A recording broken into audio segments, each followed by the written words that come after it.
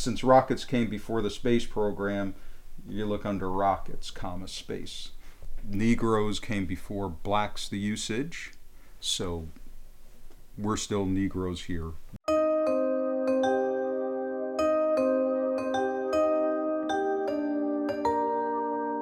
The location of the morgue is in the sea level, which is the sub-basement of a particular office building right next to or right near the Times building on 8th and 40th Street. Hi there. It's a pretty deep spot, so you don't know what's going on upstairs usually. The morgue, as we understand it today, is actually composed of two very distinct entities. One are the newspaper clippings, the clippings of the New York Times, and the other is a photo library. There are conflicting theories as to how the morgue got its name. It's the dead used material of a publication that's always moving forward. It was sort of, mordant newsroom humor.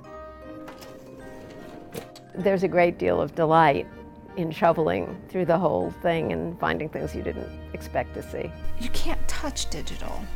You know, you could look at it, it's easier to look at, it's faster to look at, but it feels like this is, in a weird way, a little more permanent than digital. Digital seems to just go away so fast. And this is still here 100 years later. When I arrived at the Times, the morgue wasn't in a basement. It wasn't in another building.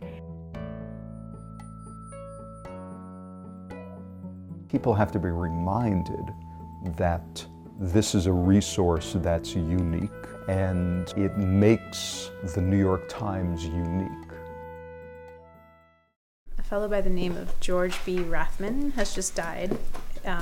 So what Jeff is doing is he's looking him up by his last name and then seeing if we have any photos.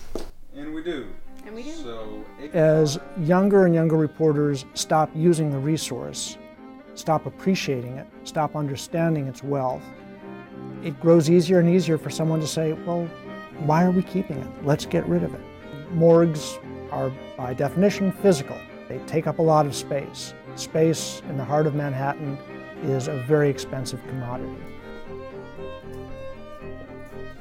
there have been many times that they've tried to kill it. I think that specific problem of selling the picture collection has, for this year, ended because of the Lively Morgue. I have absolutely no doubt about that.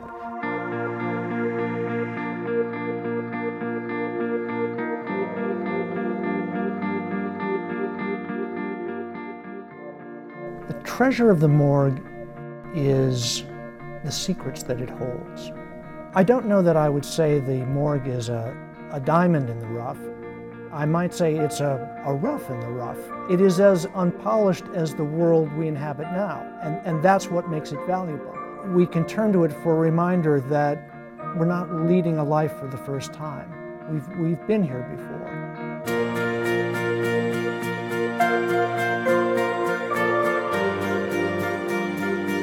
If someone looks back and digs through Instagram, you know, maybe that's their morgue, that's their archive. You know, what's going to be fascinating? Is life in 2012 going to be so romantic and wonderful 100 years from now? Maybe.